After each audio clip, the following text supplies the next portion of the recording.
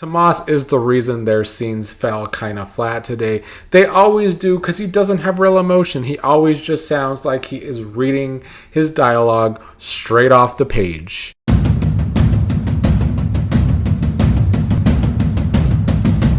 What is up, fellow Beyond the Gates fans? Here to talk about today's Thursday episode of Beyond the Gates. It's January 8th.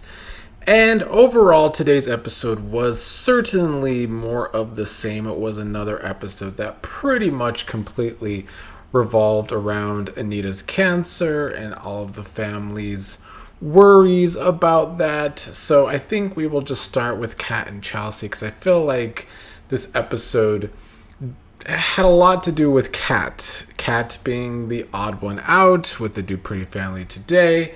Kat on the phone at the beginning of this episode throwing herself into work for Chelsea Kat, while Chelsea is trying to pull back on work, which of course leads to a disagreement between them, which they've had a lot of since they've gone into work together, even though they are BFFs as cousins. Kat is certainly throwing herself into work to distract herself from the cancer family turmoil that's going on with the Duprees and with Anita's cancer, with the gene testing. Will Nicole or Danny be positive? I thought we'd find out today, but I guess we're dragging that out until probably Monday, but we'll see if we find out tomorrow. I think they might get their test results tomorrow, but maybe we don't hear them. But I hope they don't continue to drag that out. I would like them to move that along. Kat is saying that there's nothing they can do if they test positive for the gene. She said she'll get checkups and whatnot, but she wants to handle it in her own way. And she's not wrong in the fact that even if she does test positive for the gene, what is she supposed to do? Be worried every single day of her life that she's going to get cancer? If something's wrong with her, that it's automatically cancer. I think Kat was making good points. And I think Kat has been very realistic in the way she feels about all of this.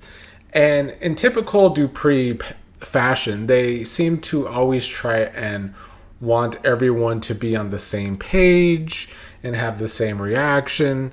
And clearly Kat is someone in the family who is not doing that and really kind of hasn't for a while.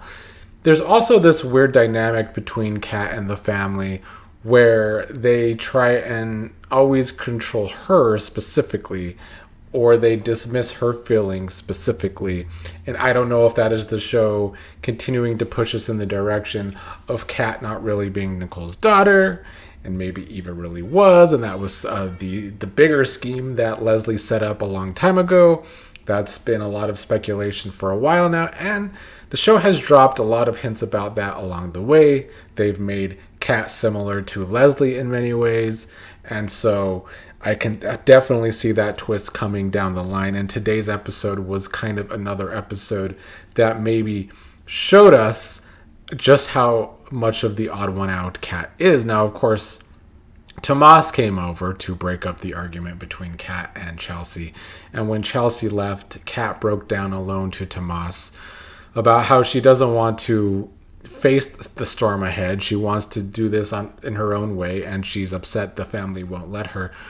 And once again, she's right. I will say this about Kat, though, and it's just facts. Kat is also, on the flip side of her being realistic, Kat is also very immature. And Kat has always been a very immature character. And I understand why she has the fan base that she does on Twitter, because that fan base is also very immature. So just Twitter fan bases in general are usually that way. But yeah, Kat was also being immature today, even though I understand completely where she is coming from. She ended up ignoring a call from Anita, which we will get to. She wants to be distracted while out with Tomas tonight, which is a crazy thing, honestly. The thought of being distracted by the robot that is Tomas sounds like an awful second option. Like, she needed to find a third or fourth option if she wanted a different distraction from Anita's cancer. I don't think Tomas was it.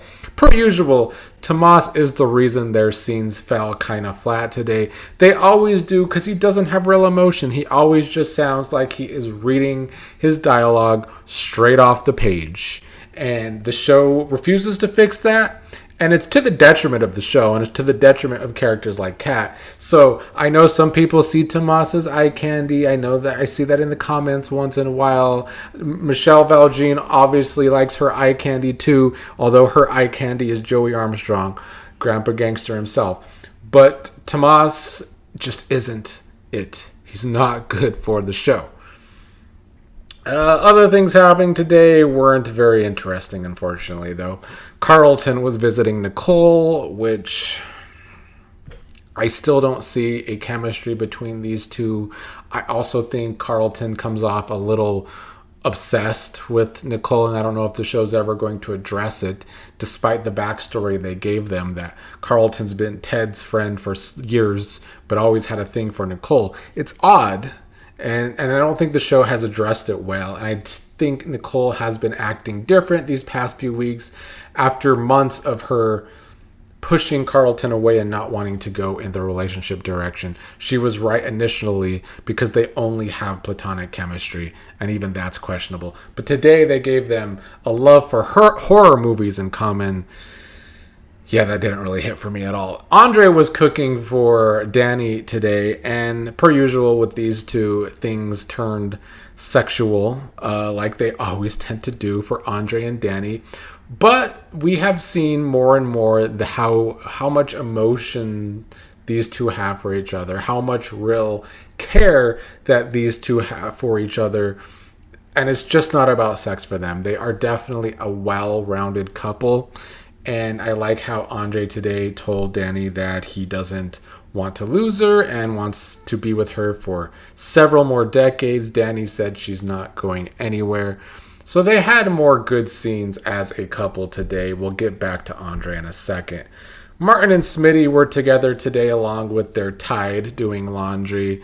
They had at least a little bit of a different discussion. It wasn't totally about Anita's cancer. They were also talking about Tyrell being led with his hormones where Jessica is concerned, and basically taking on Jessica's opinions yesterday with the whole cotillion thing and how it was not for people with lesser incomes, and he felt like it was just a slap in the face to people with lesser incomes. And Nicole still seems to want to prove to Tyrell that just because he came from a different background doesn't mean he can't be involved with this cotillion life.